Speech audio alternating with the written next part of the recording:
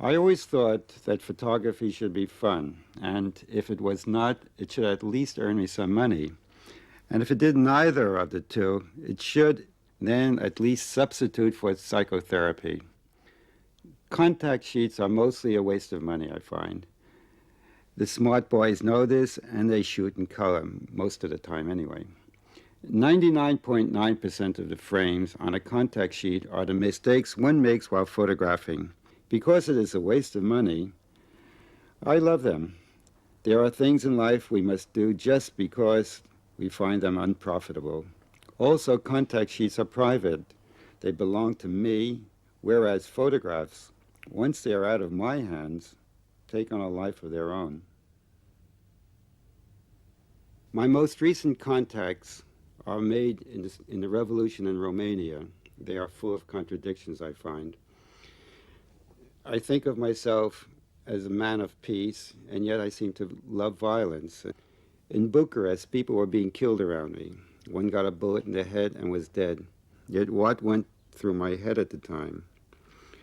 If I am exposed too long, I would be dead next to him. Then I was also thinking of the famous Bob Capa picture on the Spanish Civil War showing a dying soldier throwing up his gun, that great dramatic moment. So I waited, and I waited, and I waited to get that picture. From behind me, some Romanian screamed at me to get back. He said, "This is not El Salvador." I guess he had seen a lot of TV footage on El Salvador.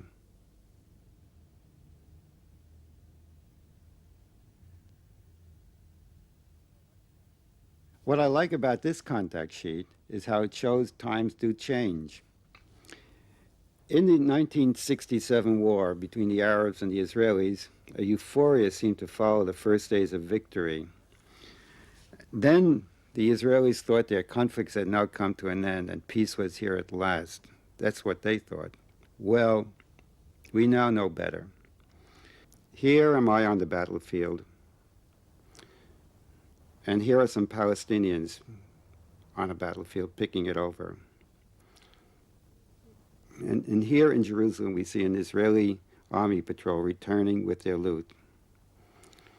And in this picture is a religious Jew holding his hat so it won't blow away.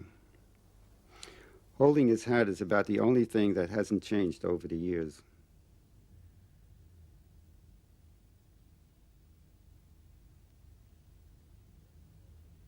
One more war picture. I was visiting German relatives, farming peasants who had lived on their land for generations. They told me of the witches in their village and pointed out one that lived near their house. Then they said it was forbidden to mention such things in public. Afterwards, I went to the cemetery that contained their dead, good soldiers who had died for their fatherland.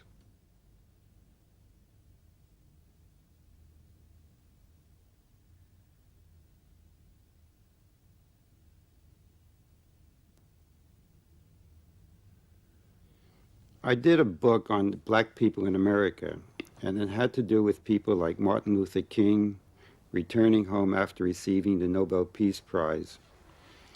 A generation after I had made the picture, someone in the New York Magnum office framed it and hung it on the wall.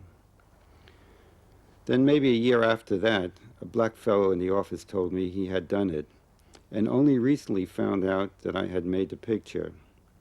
I was now something special to him, and he asked if I had really stood so close to King. It then dawned on me that, yes, I had really stood close to King, and I had the photograph to prove it.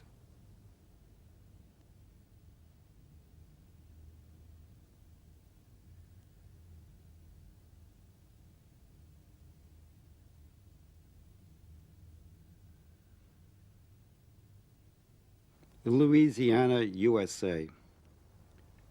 Printed over the electric door, colored tier. The guard said, "What do you want wasting time looking at colored?" Hands reached out to me from the cells. "Help me," a voice said. You, I need a lawyer." I've been here 3 months waiting for a trial, calling to me as I passed along the cell blocks. No one knows where I am. Tell my family where I am. I'm innocent. Out of the shadows, a voice said to me, I cannot live here. It will be a bloodbath. Yeah, a bloodbath. The guards watched me suspiciously from their chairs in the office. Desegregate this place, it will be blood. Mixing white men with animals. Can't make us do that. The guard said, when it gets too crowded in the colored tiers, we try weeding out the hardened homosexuals and separating them from the newcomers. I wanted to know the black city in my city. I knew black artists, dancers, actors who were living where I lived, and now I visited the neighborhoods they were escaping from.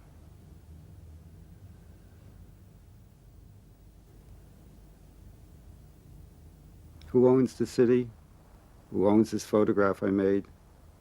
People like it, editors like it. It has been used as a poster to advertise the little joys of life. And sometimes I wonder if my camera is not pretending to be God.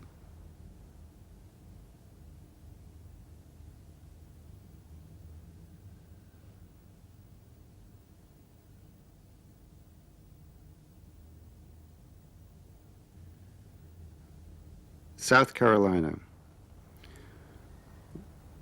What you be doing here with that camera, mister?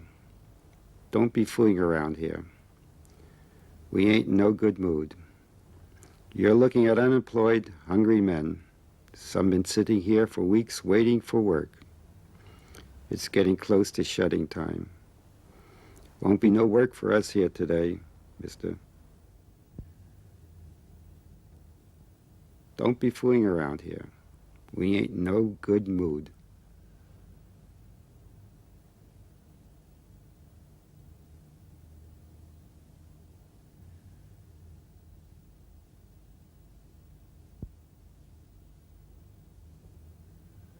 I did a book on religion and picked the chosen people since I considered myself one of them, though I never understood why I had been picked. For months I lived in Jerusalem with people who looked like my grandparents. What these people thought of me, I never knew, but they couldn't throw me out as I was a member of the tribe. I went into their inner sanctums. I danced and sang and prayed hour after hour, until one day I said, enough, and whipped out my camera and clicked off 11 frames. Someone caught me, winked, and said, enough.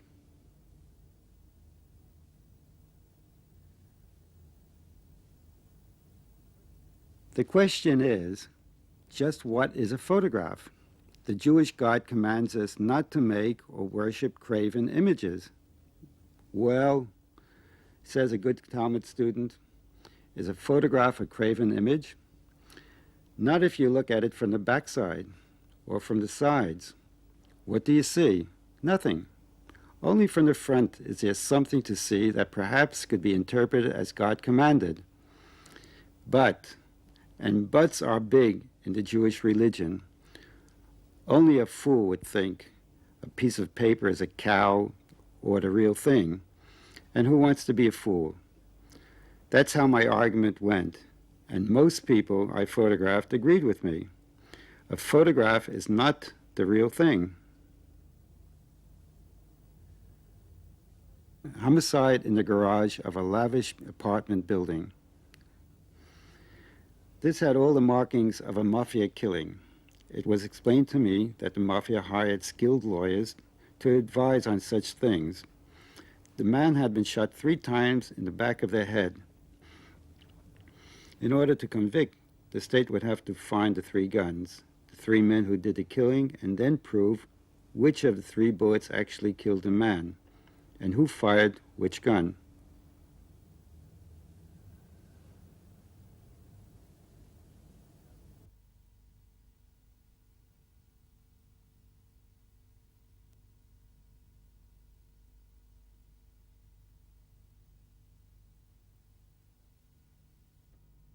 The establishment magazine, the London Sunday Times, asked me to do a story on violence. I photographed what I thought violence meant to me.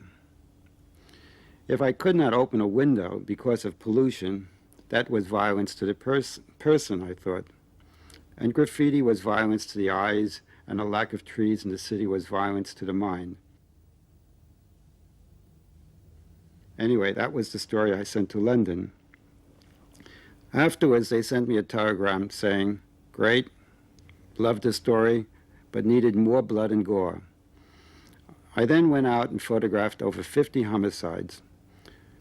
They just loved it.